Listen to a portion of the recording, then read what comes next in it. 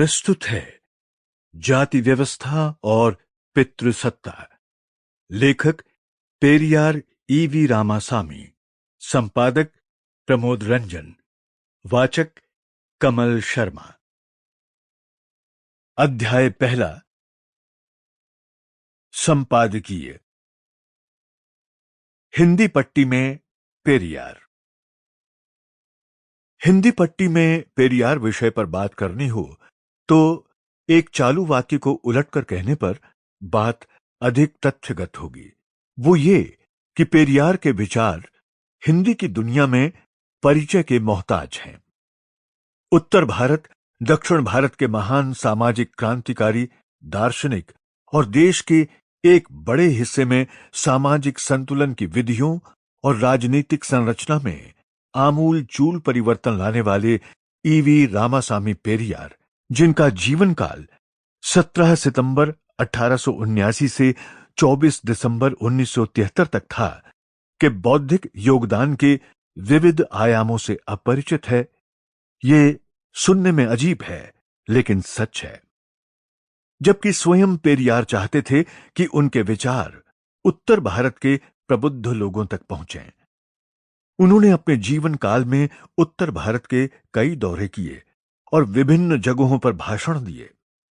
इस दौरान उन्होंने अपने कुछ लेखों व एक पुस्तक को हिंदी में प्रकाशित करने का अधिकार भी उत्तर प्रदेश के दो प्रमुख बहुजन कार्यकर्ताओं, क्रमशः चंद्रिका प्रसाद जिज्ञासु और ललाई सिंह को दिए थे। लेकिन वो बात संभव न हो सकी जो पेरियार चाहते थे। उत्तर भारत में आज भी पेरियार को मुख्य रूप से नास्तिक और हिंदी विरोधी के रूप में जाना जाता है। यह गलत तो नहीं, लेकिन उनका एकांगी चित्रण अवश्य है। उन्होंने धर्म के आधार पर होने वाले शोषण की कड़ी आलोचना की, लेकिन उसे तार्किक परिणति तक पहुंचाया। डॉक्टर आंबेडकर के बौद्ध धर्म स्वीकार करने का उन्होंने स्वागत किया और उसे ऐतिहासिक दिन बताया। इसी तरह उनका हिंदी विरोध सांस्कृतिक वर्चस्ववाद का विरोध था, जिसने बाद के वर्षों में दक्षिण और उत्तर भारत में राजनीतिक संतुलन बनाया। वे हिंदी भाषा के विरोधी नहीं थे। इन चीजों से इतर पेरियार ने विवाह संस्था, स्त्रियों की आजादी, साहित्य की महत्ता और उपयोग, भारतीय मार्क्सवाद की कमजोरियों, गांधीवाद और उदारवाद की असली मंशा और पाखंड आदि पर जिस मौलिकता से विचार किया है, उसकी आज हमें बहुत आवश्यकता है। वे अपने काल तक ही सीमित नहीं थे। उनकी दृष्टि निरंतर भविष्य पर बनी रही। विज्ञान और तकनीक भी उनके प्रिय विषय थे। यही कारण है कि आज के उत्तर सूचना युग में भी हम उनकी भविष्यवाणियों को फलीभूत होते देख रहे हैं। पिछले कुछ वर्षों में हिंदी क्षेत्र के सामाजिक आंदोलनों व अकादमियों में समाज के वंचित तबकों से बड़ी संख्या में लोग आए हैं। वे सिर्फ नास्तिक पेरियार से परिचित हैं।